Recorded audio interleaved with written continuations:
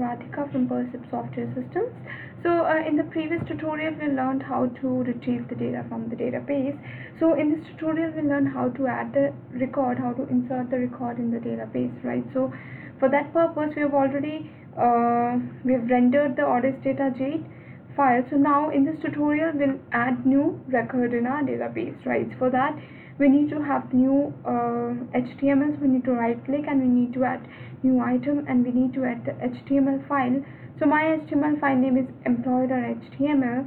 So it's just a simple HTML file where we can give the body, we can give the style, we can give the form action, submit employee data, table alignment, and td username, input type username equals name equals username.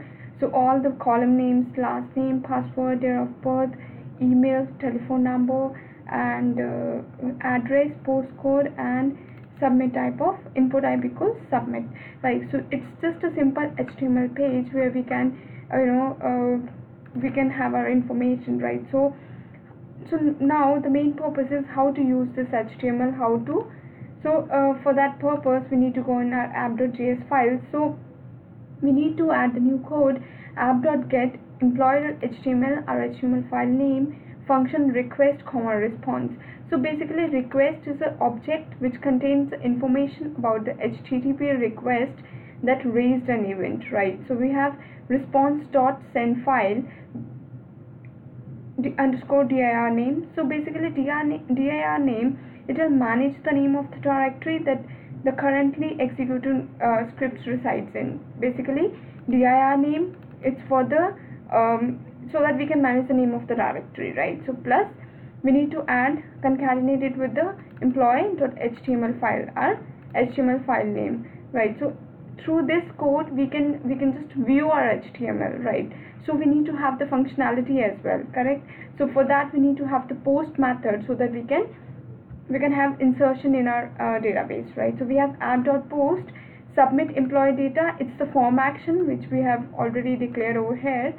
So it's the submit employee, that is a form action. So now we need to create declare the variable where username equals request.body.username. So basically request.body, it holds a parameter that are sent up from the client as a part of the post request, right? So it's just a element to hold the parameter, right? So we are declaring the variables where username, the last name, password, date of birth. So make sure this username, this last name, pwd, dob all should match with this one, the name of name we have provided in HTML form, right? So we have var email, phone number, postcode, address, etc. So it's again the same var SQL. So packages are already installed in my demo as discussed earlier. So we need to make the connectivity again. So we need to have var SQL equals require MS SQL, where config, we need to provide the configuration, we need to provide the username, the password, the server name, the database name, and you need to provide the real information over here. So the information is hidden for security purposes. So SQL.connect config, so it's again the connectivity, the same code we are using, connectivity code. So it's config function error if we have error in connectivity. So we need to get the message error. Where request, we need to create the new object of SQL.request. Where query, so here we are using the query, we are in a variable query, we're saving the information we want. We need the SQL query, insert into tbl employee all the column names, values. In values, make sure the syntax is correct, right? So we have values, username, last name, password, email. So inverted start, inverted commas. So make sure it's properly, because otherwise we'll get the error, right? So we have request.query. So this SQL query is stored in this query variable. So request.query, we need to have this query over here, function error comma record set. If we have error, then we need to get the message error, else we will get the connectivity SQL.connect config. If we have error, the same var request, then request.queries, we need to get all the records from our this database, right? So all the records from our table. So as soon as we'll add the add our record, we need to have all the information, right? So we function error, if we have error, then error.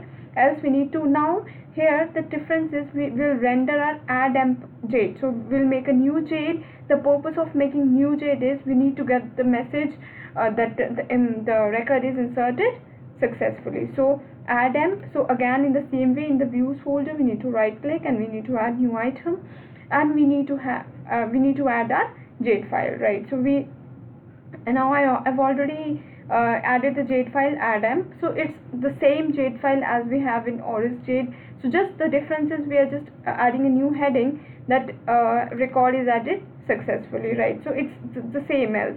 So we have hyperreferences, delete and edit. So its functionality we'll discuss in the next tutorials. So basically we have done with the code in app.js file. Alright, so here we have as discussed earlier, where server equals app.listen, so our app will work on 1337. So and everything seems to be working fine, we'll get the message that server is running, right? So if everything is okay, we don't have any errors, so we'll get the message in console that server is running fine. So we need to go on Microsoft Edge so that we can run our application.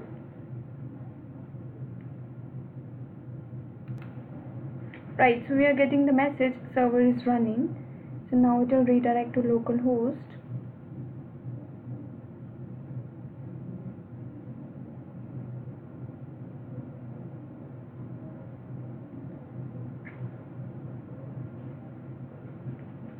Alright, so we are getting the jade file. We have 2 records.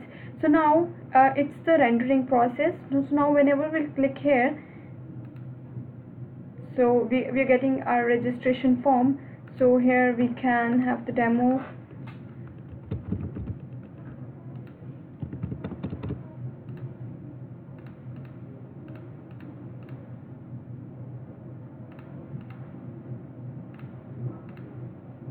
Alright, so whenever we click on submit button, we need to get our jade file, right?